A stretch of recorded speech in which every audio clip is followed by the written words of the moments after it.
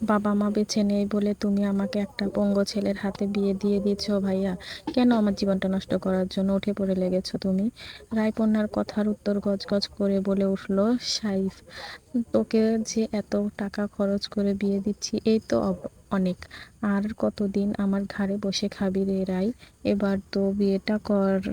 শ্বশুর বাড়ি যা, আমার ঘাট থেকে নাম। ভাইয়ের এমন কথা ভীষণ কষ্ট পেল রাই, তবে তা প্রকাশ করতে দিল না। ওর ভাই যে কতটা লোভী তা তো রাই খুব ভালো করেই জানে। এতদিন খাইতেছে পড়তেছে একটা মাত্র কারণে, তা হলো বাবার অর্ধেক সম্পত্তি রায়ের নামে ছিল। রায়কে বুঝিয়ে সুঝিয়ে সেই সম্পত্তি নিজের নামে করে নিয়েছে সাইফ। এখন তো আর বোনকে কোনো দরকার নেই, আর দরকার নেই বলে এভাবে তাকে ছুঁড়ে ফেলে দিচ্ছে। যে লোকটার কাছে ওর বিয়ে দিচ্ছে তার কাছ থেকে হয়তো অনেকগুলো টাকা হাতিয়ে নিয়েছে। রায়পন্না চোখের কোণে পানিটুকু মুছে নিয়ে বলল, তাদের থেকে কত টাকা পেলে? শোনে রায়, টাকা আমি এমনি এমনি নিনি। বাবা যে ধার দেনা করে রেখে গিয়েছিলেন তা শোধ করার দায়িত্ব কি আমার একার? তুই বাবার মেয়ে নস, আমি তোর বিনিময়ে ওদের কাছ থেকে অনেকগুলো টাকা নিয়েছি, সেই টাকা দিয়েই বাবা সব ধার দেনা শোধ করব। আর তুই কেন ভাবছিস আমি তোকে ছুঁড়ে ফেলে দিচ্ছি? ওরা বড়লোক, টাকা পয়সার কোনো কমতি নেই। তুই ওই বাড়িতে ভালোই থাকবি। আমার ভালো থাকা নিয়ে তুমি আদৌ ভাবো? এই পর্যায়ে এসে সাইফের বুকে ভার হয়ে উঠল। বোন তো নিজের রক্ত, যতই লোভ লালসা থাকুক মনে কোথাও না কোথাও একটু হলেও তো ওকে ভালোবাসে। কিন্তু এখন আর পিছনে ফিরে আসার উপায় নেই। পাওনাদার সাইফের কাছ থেকে অনেক টাকা পায়। ওদের বাড়িতে সারা জীবন কাজ করলেও সে ঋণ শোধ করা যাবে না। গরিব সাইদ দেন শোধ করতে করতে হিমশিম খাচ্ছে, এক পর্যায়ে দিশেহারা হয়ে পড়ছিল। ঠিক তখনই পাত্রের মা ফারহানার চৌধুরী ওর এই ছোট বাড়িতে এসেছিল। সাইফ ওনাকে বসার জন্য চেয়ার এগিয়ে দিল। ভদ্রমহিলা বসেন। সাইফ বিনীতভাবে বলল, কর্তামা, আপনার সব টাকা আমি ফেরত দিয়ে দেব, আমাকে একটু সময়। খানিকক্ষণ চুপ হয়ে ফারজানা চৌধুরী বললেন, ঋণ শোধ করতে হবে না সাইফ, তুমি আমাদের কাছ থেকে যে এ যাবতীয় টাকা যত নিয়েছো আমি তার দ্বিগুণ তোমাকে দেব। তোমার বাচ্চাদের পড়াশোনার দায়িত্ব নেব। তোমার এই ভাঙা বাড়ি নতুন করে আমি দালান বাড়ি বানিয়ে দেব। তবে কি? একটা শর্ত আছে। কি শর্ত? তোমার বোন রায়পন্না, ওকে আমার বেশ পছন্দ হয়েছে। আমি ওকে আমার ছেলের বউ করে নিয়ে যেতে চাই, যদি তোমার কোনো আপত্তি না থাকে। চৌধুরী বাড়ির একমাত্র ছেলে মেহরাব চৌধুরী। ছেলেটা উচ্চশিক্ষিত, দেখতেও বেশ সুন্দর, কিন্তু সমস্যা অন্য জায়গায়। কয়েক মাস আগে বিদেশ থেকে দেশে ফেরার সময় একটা বড়সড় দুর্ঘটনায় শিকার হয় সে। তারপর থেকেই লোকটা বিছানায় পড়ে আছে। নিজে হাঁটাহাঁটি করে ও চলাফেরা করতে পারে না। কিন্তু তাতে কি? রায়পুনার ওই বাড়িতে বিয়ে হয়ে গেলে সব দিক থেকে লাভ তো সাইফের। সে আর অন্য কিছু চিন্তা না করে সন্দেহ ফারজানা চৌধুরীর কথায় উত্তর দিল, কি বলছেন কর্তামা? আমার আপত্তি থাকবে মানে? আপনার বাড়িতে বউ হয়ে যাওয়ার চারটিখানি কথা। আমার বোনের এমন সৌভাগ্য হবে আমি তো ভাবতেই পারছি না। তার মানে তুমি রাজি? হ্যাঁ, আমি রাজি। তাহলে কালই বিয়ে হোক। সাইফ একটু ভাবে চিন্তে সম্মতি দিয়ে জানালো। সাইফ ছেলে মেয়েরা লুকিয়ে সবটা শুনে ফুপিকে বলল, গিয়ে কিছুক্ষণ আগে রাই রায়ের বাবা মারা গেছেন। তার মা তো অনেক আগে, বহুদিন আগেই মারা গেছে। তারপর থেকেই ভাই ভাবির সংসারে আশ্রয় নিয়ে। পরের দিন সকালে শাড়ি গহনা সাইফ রায়কে রুমে এলো। ওকে বলল, এগুলো পরে দ্রুত তৈরি হয়ে আয়। তার পছন্দ রায় তাকে প্রশ্ন করলো, সে কি রায়ের জীবনটা এভাবে নষ্ট করবে? তার নানা অজুহাত কথা কাটাকাটি করে বিদায় নিল সাইফ। রায় অশ্রু সরল চোখে তাকিয়ে রইল। কেবল সে বুঝলো তার কপালে কোনো সুখ নেই। সুখ দেখা সে কোনোদিন পাবে না। একেবারে ঘরোয়াভাবেই রায় ও মেহরান বিয়ে সম্পন্ন হলো। রায় পা রাখতে চৌধুরী ভিলায় ও বাড়িতে পা রাখার পর থেকে কেমন যেন একটা রহস্য গন্ধ পাচ্ছে সে। সারাক্ষণ মনে হতো আড়াল থেকে কেউ বুঝি ওর ওপর কারা নজর রাখলো। বাড়ির মানুষগুলো আচরণও কেমন অদ্ভুত। একদিকে মেহরাব, তার পা দুটো অবশ হয়ে, মুখ থেকে সারাক্ষণ আগুন ঝরে। লোকটা এমনিতেই ভীষণ চুপচাপ থাকে, তবে যখন রুমে সে আসে রায় ছাড়া আর কেউ থাকে না। তখনই পান থেকে চুন খসতে, চিৎকার চেঁচামেচি, ঘরে ও মাথা তোরা। রায়ের কেমন খটকা লাগলো বরাবরের মতো, আর হাত লাগলো চোখে। দেখলো ভুল, অথবা ইচ্ছে করে ভুল কিছু দেখেনি। ততক্ষণে মাথা থেকে সব চিন্তা ছেড়ে ফেলে দিয়ে মেহরাম রায়ের বিয়ের আজ 3 দিন সপ্তাহ চলে। রায়ের বিয়েটা যেভাবে হোক না কেন, যার সাথেই হোক না কেন, সে নিজে নিয়তি বলে মেনে নিয়েছে। তাছাড়া মেহরাম ছেলেটা হিসেবে একটা খারাপ নয়, মাঝে মাঝে একটু মেজাজ দেখায়। এই বিশাল বাড়িতে অনেক সদস্য, সবাই যার যার মতো থাকে, কারোর সাথে কারো তেমন বিনোদন নেই। মেহবান চাচাতো ভাইয়ের স্বামী জয় এই বাড়িতে থাকে, সাথে থাকে মেহরাবের মামা। ওনার মধ্যে আবার খুব মিল। রায় তখন যখনই ওর শ্বশুরের রুমে যায়, দেখে ওনার কাছে সুযোগ বুঝে মেহরাব মামা কখনো টাকা নিচ্ছে, আবার কখনো জরুরি কাগজ স্বাক্ষর করিয়ে নিচ্ছে। তেমন যেন সন্দেহ জাগে রায়ের মনে।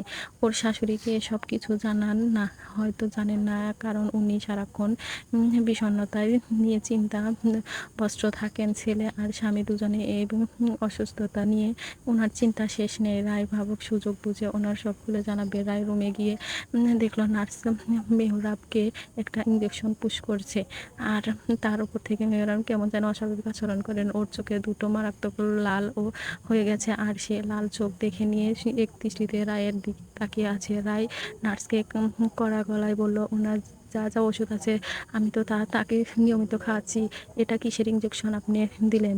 প্রেসক্রিপশনে তো এবং এটা ইঞ্জেকশনের কথা লেখা নাই। সেখানে মেহরাবের বাবা, চাচাতো বোন মিলি এবং মিলির স্বামী জয়, ওরা প্রত্যেকেই উপস্থিত ছিল। নার্সকে কিছু বলতে না দিয়েই মেহরাব মামার তাড়াহুড়া করে উঠলেন, তুমি এসব বুঝবে না, ডাক্তার বলেছেন এই ইঞ্জেকশনটা দিলে খুব তাড়াতাড়ি সুস্থ হয়ে যাবে। রায়মনের কোনোভাবে কথা সাড়া দিল না। তার কথা না বাড়িয়ে সে সবাইকে রুমে থেকে চলে যেতে বলল। ওনার কাছ থেকে ওনার চলে গেলেন। রায় মেঝেতে পড়ে থাকা শিশিটি হাতে তুলে নিয়ে তার শ্বশুরের রুমে গেলেন। শ্বশুরকে শিশিটা দিয়ে তার ফ্যামিলি ডাক্তারকে ফোন দিতে বললেন। ভদ্রলোক তাই করলেন। রায় ওষুধের নামটা ডাক্তারকে বললেন। উনি চমকে উঠলেন, এই ওষুধটি অত্যন্ত ক্ষতিকারক। দীর্ঘদিন এই ওষুধ কোনো সুস্থ মানুষকে দিলে সারা জীবন সে প্যারালাইসিস হয়ে যেতে পারে। রায় ভয়ে শিউরে উঠল। এ কি শুনল সে?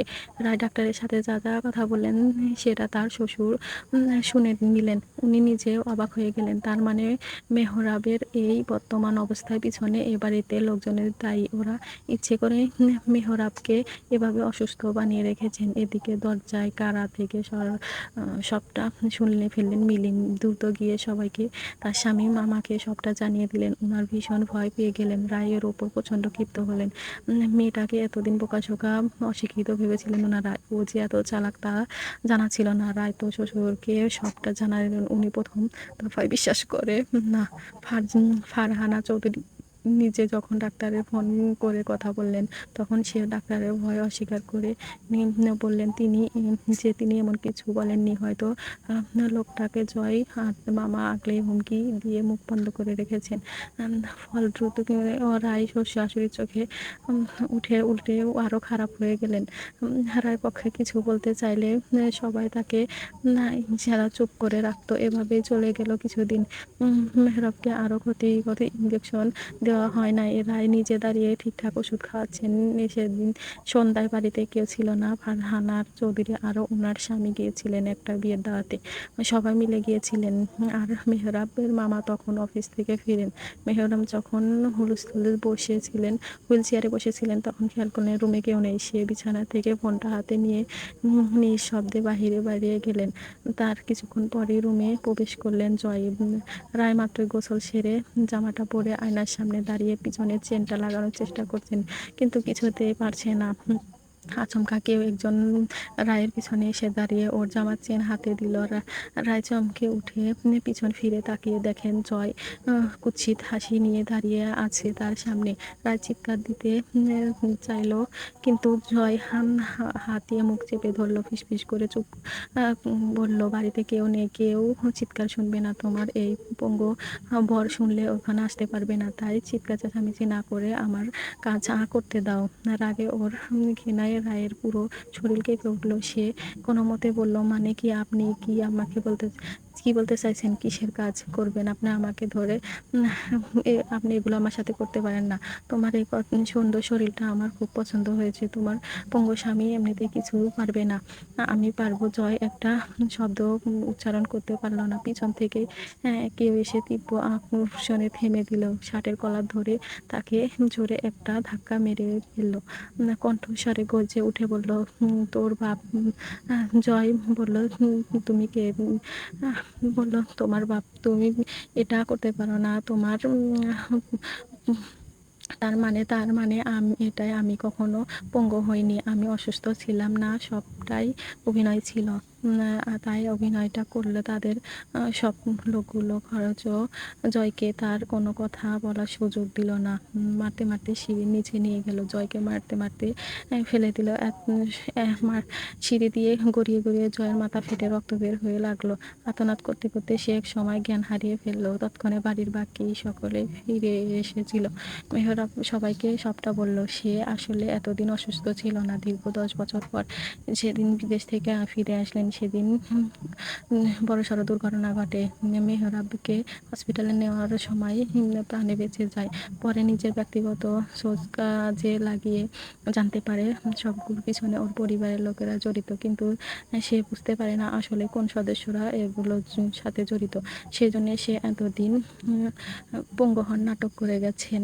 মেহরাব মামা এত কিছু করে কেবল চৌধুরী বিশাল সাম্রাজ্য আর অগাধ টাকার লোভে পড়ে মেহরাব আরো কিছু টাকা নিতে চেয়েছিলেন, সব সলিড প্রমাণ জোগাড় করার জন্য। কিন্তু আজ এমন একটা জঘন্য কাণ্ড দেখে সে আর নিজেকে নিয়ন্ত্রণ করতে পারে না। সে মিলির বাবা মা তাকে ত্যায্য করেছেন। তখনই মেহরাবের মামার পরিবারকেও ও বাড়িতে থেকে বের করে দেওয়ার অবস্থা রেখে দ্রুত রুমে ফিরে এলো। দেখলো রুমে এক কোনায় মেঝেতে বসে ফুঁপিয়ে কাঁদছে এক কিশোরী। মেহরাব এগিয়ে গেল মেয়েটার কাছে। মেঝেতে হাঁটু দিয়ে বসে মেয়েটিকে থুতনিত উঠে কাঁধে নিয়ে গভীর মাথায় মেয়েটির পানে তাকিয়ে সে নরম সুরে বলল, রায় কিশোরী, কাঁদছ কেন? তোমার এই সুন্দর চোখে কান্না মানায় না। এই লোকটা তোমাকে নোংরাভাবে ছুঁতে চেয়েছিল। ওর হাত আমি ভেঙে দিয়েছি। তারপর আর কেউ কোনোদিন এই দুঃসাহস পাবে না। আমি তোমাকে সারা জীবন আগলে রাখবো, ঠিক যেভাবে তুমি এতদিন নিঃস্বার্থভাবে আমাকে আগলে রেখেছো। রায় চোখ তুলে তাকিয়ে যুবকের চোখের অতল চাহনিতে সে নির্ঘাত ভালোবাসা দেখতে পাচ্ছে। মানুষটার রায়কে একটা ভালোবাসার ভাবতে মনে ভীষণ অদ্ভুত আনন্দের জোয়ার বয়ে গেল। নিজেকে পৃথিবীর সবচেয়ে সুখী মানুষ মনে হতে লাগলো। বোকা রায় কিনা ভেবেছিল মানুষটি বিয়ে করে তার জীবনটি শেষ হয়ে যাবে। রায় আর নিজেকে সামলাতে রাখতে পারল না। সে লুটিয়ে পড়ল মেহরামের চওড়া বুকে। মেহরাম তাকে পরম মমতায় নিজের হাত বাহুর মাঝে আগলে নিল।